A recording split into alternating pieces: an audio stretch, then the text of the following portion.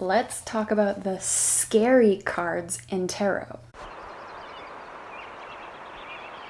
As you can see here, sword cards get a bad rap just because they seemingly always seem bad or negative. They get a bad rap, but swords are all about our brain, our thoughts, our communication, our ideas.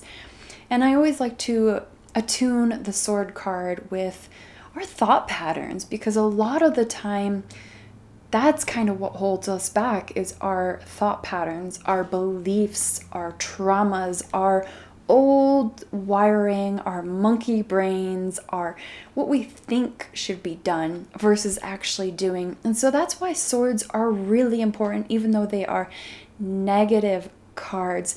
They show us where we are being stuck, or we have that wheel keep on turning in our brain of the constant need to think or overthink or anxiety or the what ifs or the how or the when. It is very much sticking in the headspace and you're not balanced at all.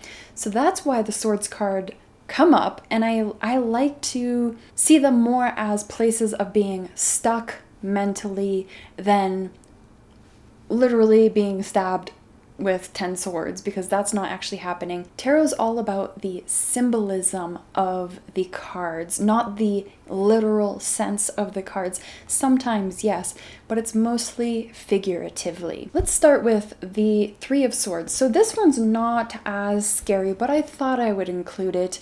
The Three of Swords can symbolize literally heartbreak, grief, anguish, sadness, depression, stuckness. It can also be heartbreak, it can be a loss of some kind. But I like to use this card as knowing it's okay to have these feelings and to feel grief and to feel heartbreak and to feel this loneliness or isolation. It is an important part of being a human to also feel the bad feelings, if you will. I don't think there is a bad or a good feeling, as well as I don't think there is a bad or a good card. And if you try to label things as such, you're starting to spiritual bypass, which I made a video about if you're curious. Five of Swords is a need to control the outcome.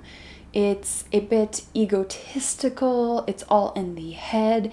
You're really wanting to prove something to people. As you can see here, there is an imbalance of power or communication or thinking someone's better than you. That is kind of this energy of the card. And it could be that you are this person here, or you are the people in the back who have been taken from unfairly in a pattern. The Seven of Swords is a need to win at all costs, feeling like there is something to prove to others. The Five and Seven of Swords, they go hand in hand pretty well together. There is a lot of ego driven here. There's a lot of need to succeed, feeling like there is something to prove. There is this battle within. But the Seven of Swords can be a need to win at all costs. It's arrogant, it's a bit stuffy, it's a bit believing that I am worthy, even though perhaps you are not worthy for the thing. It's this self-inflated egotism, self-esteem in an unbalanced way. And we can all be like that. We can all think that we deserve more in a very unconstructive way, or a way where we are filled in a narcissistic way, where we think that we are better than everything and we have nothing to work for. Things should just get handed to us. Eight of Swords, feeling stuck, literally, figuratively. This person is surrounded by swords, but they are tied up and blindfolded. But you could see that they could easily escape and perhaps untie themselves, unblindfold themselves, and walk on out and be able to solve their problem. But this is the mental struggle of overthinking and feeling like you're stuck and you don't have any options and you're never going to be able to get out of a situation. So again, it's a mental block. Nine of Swords, all about, it's the card of nightmares. It's the card of anxiety. I always tie anxiety and panic attacks to this, a time of feeling maybe perhaps overwhelmed, there's too much on your plate, you're not sure how to balance everything, so you're staying up at night, your brain is kind of overthinking and just keeps on trying to figure out problems. And so again, it is mental, it's all in the head. 10 of Swords, well, 10 represents the end of a cycle anyway. But this 10 here is almost like it's betrayal. It's people throwing you under the bus. It is defeat. It is hearing no. It is failure. And what that does to you and your brain and how you think about yourselves as you are trying perhaps again and trying to get back up. Because this card also symbolizes sometimes people getting back up after being stabbed 10 times. And so it's that energy of needing to get back on the horse, to get back up, to try again, even though the hardest thing or the most evilest thing or the most unjust thing has taken place to you, around you, to a loved one, in a situation. It's that mental fortitude of getting back up again. The Tower. I love this card because it symbolizes unexpected change. Things happening really fast, really quick. The foundation wasn't solid to build this tower on anyway, and so it must come crumbling down. And it doesn't always have to be a negative change. It could be a really beautiful, positive change. It's sudden change, good or bad. It is sudden, unexpected, a shock, a realization. It can come very fast and it can come very instantly, and it can shake things up, literally, good or bad. The Death card. It is all about the inevitable must die. It must be transformed. You can't really run and hide from it.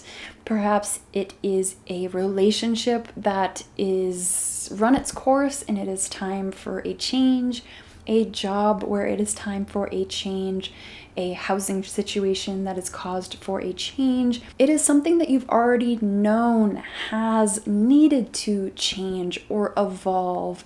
And this could also be spiritual. It can be spiritual evolve or habits, within your life as well. But it's letting go of these things that you know you need to let go of to allow a brand new way of being, a brand new chapter in your life. We have the Devil, which is symbolized by Capricorn, the zodiac, and it can be addictions or needing to have things or coping mechanisms. It can be literal addictions. It could be the need to have material things. It can be this ego-driven strive for more, or you feel like you need to do things to prove yourself. It is being locked in a human satisfaction, like drugs, alcohol, intimacy, games, etc. The list can go on, but it can also be the need for material things to prove your worth to others, this comparison, this ego-driven mind. It is all of that. And we are comfortable with these things, which is hard to let go of something that we identify with and our story is built upon. And we know we must let go of these things that we're tied. We know we must let go of these things that we are tied to, but it is not so simple, is it? And that's quote unquote the scary cards of tarot. Let me know if there's some that you want me to address as well, or go over the meaning of some other different kinds of tarot cards. Did you like these? Does this make you feel a little bit better about reading your own tarot cards or getting your tarot card read, knowing that it's not literally a death, it's not literally getting stabbed by swords, it's more figuratively and symbolically a message. So yeah, give the video a like if you feel called, subscribe if you feel called. Until next time, take care of yourself. Bye.